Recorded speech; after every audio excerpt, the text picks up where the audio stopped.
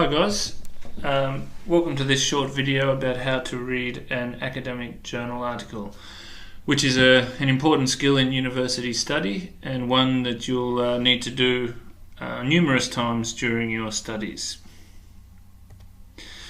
So what this video will do is answer these three questions. First of all, what is a journal article? What is a typical structure of an academic journal article? And what are some basic strategies for reading a journal article? So first of all, what is a scholarly journal article?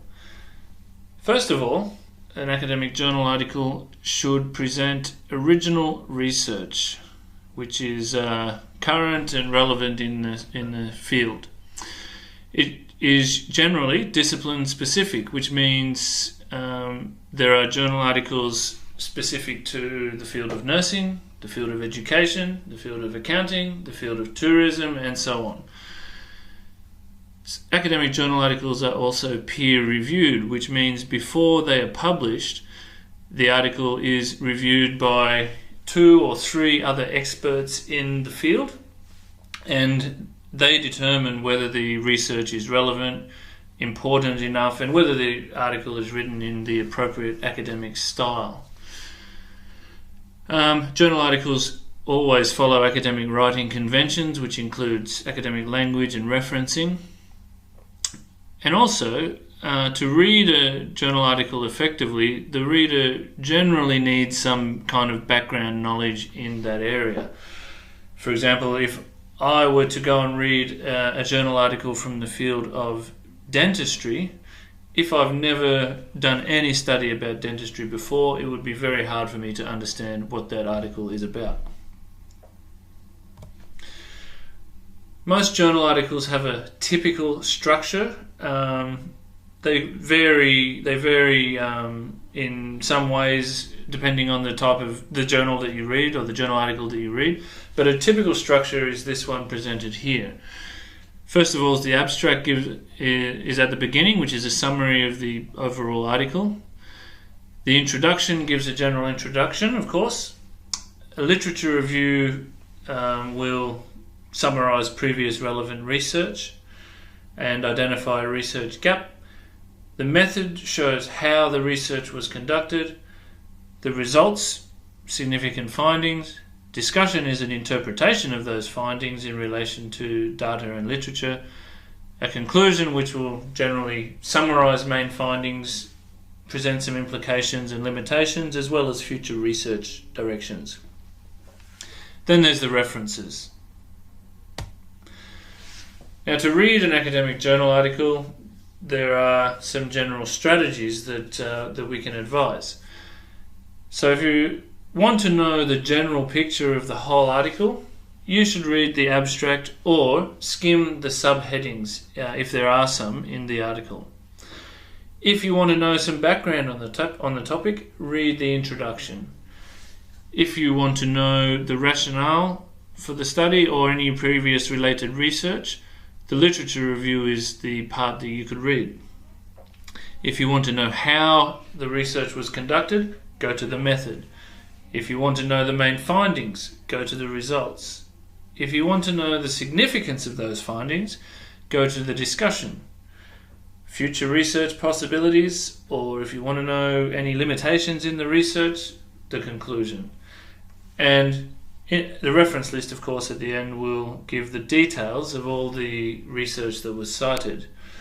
So these are some general strategies, but on top of these, you can also you should also keep in mind that with a journal article, it's not always necessary to read every section. You might just be looking at different journal articles to see how the research was conducted in each of those studies. In that case, the most important part for you is the method. So keep in mind what your purpose in reading the article is, as that will guide the way that you read it and the strategies that you can use. And finally, unlike most other things that we read, it's not always necessary to read a journal article in order. Often we read the abstract first, then we might want to know immediately what the results of the study were. So we would go to the results, or if we want to know what they mean, we go to the discussion. So your purpose in reading will determine the strategy you use and the order in which you read the article. Now, we're going to have a look at an example article now to see some of these strategies in practice. So keeping in mind the strategies just outlined, let's look at an example of a journal article. This one's called Why Restaurants Fail: The Relationship Between Restaurant Failures and Demographic Factors. This article roughly follows a typical structure as we just outlined, but not exactly in terms of the headings, but this is something you'll often find. There's not always an exact match in headings, but the general structure remains the same.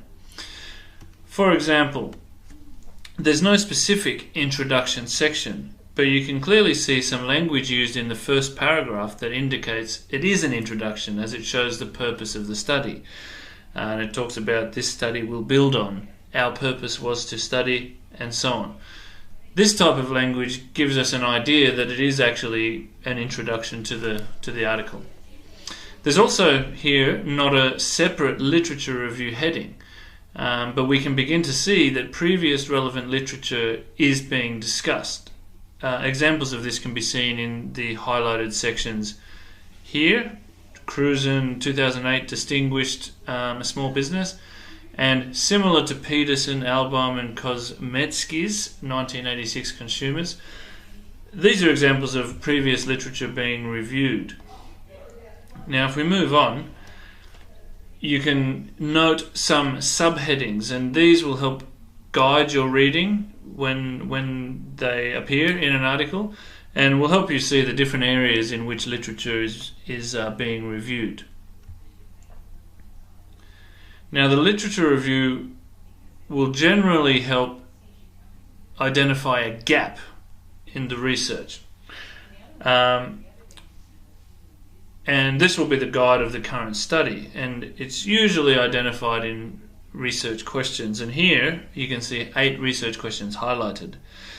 Often these appear as part of the method section, but in other cases they can appear, like in this case, at the end of the literature review. So just highlighting again that not every journal article is the same, but they sort of stick to a typical general structure, and this one does that as well. So there's the research questions. Then we see the method, which is where we learn how the research was conducted. You can see the highlighted sections here point out details about the data and participants. As you can see, our data were obtained from 2 sources with a relatively small population, so that's about participants.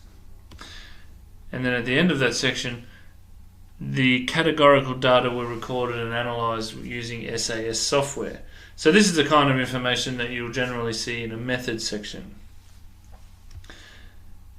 The results section is next, and this is often separate from the discussion section, but again, not always. And in this case, the results and discussion can be seen as being presented together. You can see the results are presented in tables, and the highlighted sections show the language often used in introducing different results, using words such as found, revealed, an explanation, indicated, and so on. Now, then we come to the conclusion. So I'm just skipping through quickly that part of the results and discussion because it's quite long, but a lot of the highlighted parts will give you that idea. Then we come to the conclusion, and you can see that the first part of this conclusion kind of summarizes what has been done in the article. Then some of the limitations of the study are pointed out, and finally some suggestions for future research directions are pointed out as well.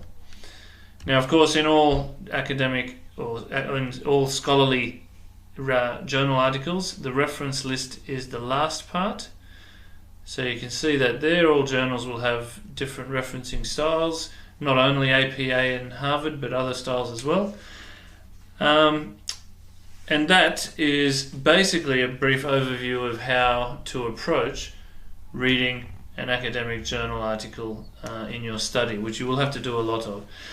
So if you have any further questions about any of these strategies, or if you have an article that you're struggling reading, please don't hesitate to make an appointment with Academic Skills, and we'd be happy to help you out with that. But in the meantime, good luck with your reading and good luck with your studies.